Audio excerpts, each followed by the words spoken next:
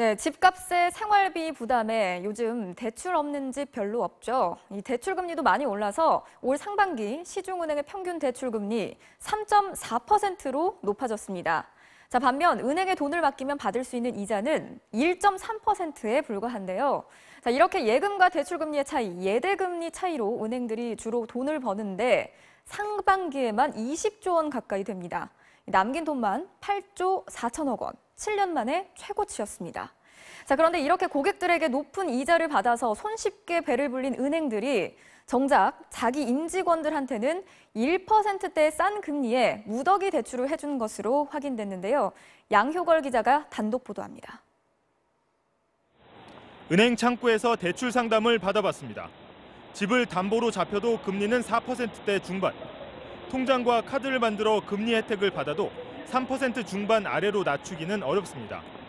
최근 금리가 가파르게 오르는 추세여서 주택담보대출 금리는 최고 4.8%에 육박하고 있습니다. 하지만 은행 직원들은 이런 금리 걱정을 안 해도 됩니다. 신한과 우리, 하나 등 6개 시중은행은 자기 직원들에게는 1%대 싼 금리로 대출을 해주고 있는 것으로 확인됐습니다. 1인당 한도는 1억 원 안팎인데 한 시중은행의 경우 2013년 800만 원에서 올해 1억 1천만 원까지 높였습니다.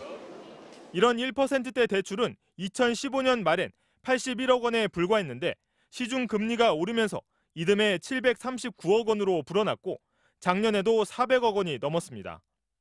이런 저금리 대출은 은행법 규정에서 허용하고 있습니다. 복지 차원에서 1인당 2천만 원까지만 가능하고 더 많이 빌리려면 일반 고객과 동일한 조건으로 적용해야 합니다.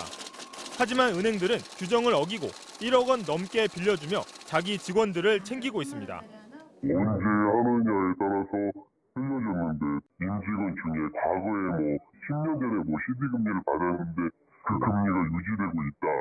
그러면 충분히 1%대 금리가.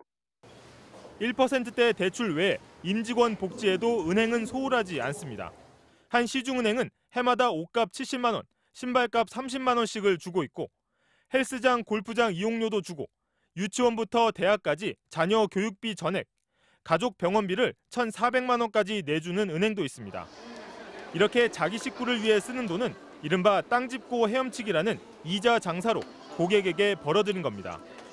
자금이 필요한 기업에는 위험성을 이유로 돈을 잘 빌려주지 않고 돈 떼일 염려가 없는 주택담보대출이나 가계대출로 수익을 올리고 있습니다. 국민들한테는 수조 원에 달하는 예대마진 이익을 챙기면서 자기 안에서는 제 식구 챙기기, 특혜 대출 이런 것들을 하고 있었다고 하니까 금융감독기관들에게 철저하게 이런 부분에 대해서 감사하고. 은행들은 또 손님이 뜸해 수익성이 낮은 점포를 철수하고 자동화하면서 직원 수를 1년 새 2,000명이나 줄여 일자리 창출에도 기여하지 않는다는 비판을 받고 있습니다. 금융감독원은 은행들이 직원용 1%대 대출과 복지제도 운영 등에서 규정을 위반한 부분이 있는지 전수검사에 착수하겠다고 밝혔습니다. MBC 뉴스 양효걸입니다.